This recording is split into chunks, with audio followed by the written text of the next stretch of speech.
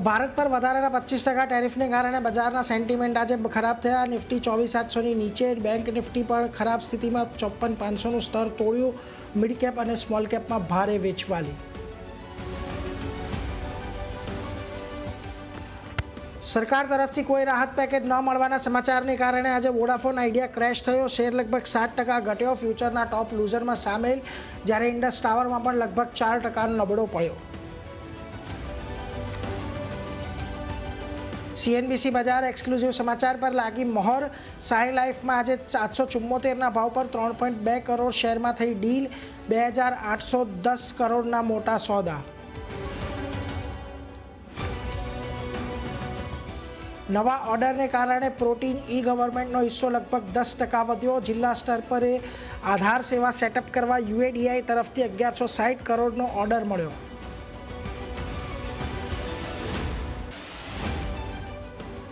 અને PM મોદીની ગુજરાત યાત્રાનો આજે બીજો દિવસ, તો થોડી વારમાં PM કરશે સુઝુકીના પ્લાન્ટની નવી EV યુનિટનું ઉદ્ઘાટન।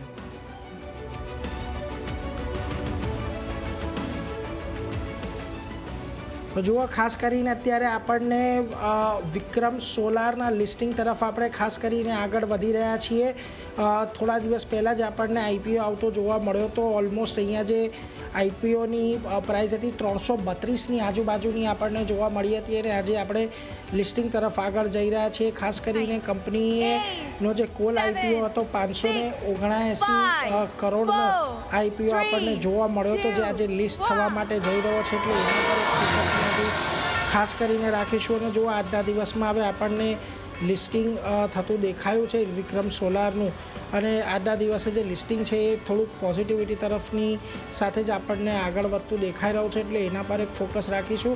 ઓલમોસ્ટ 5% તે પ્રીમિયમ સાથે અહીંયાથી આપણને લિસ્ટિંગ થતું દેખાયું છે, જે અહીંયા 335ની આજુબાજુની એક ઇસ્યુ પ્રાઇસ હતી। 332ની ઇસ્યુ પ્રાઇસ હતી, જેની સામે અત્યારે 351ની આજુબાજુ અત્યારે આપણને લિસ્ટ થતું દેખાયું છે, એટલે એના પર એક નજર રાખીશું। પરંતુ આગળ વધીએ અને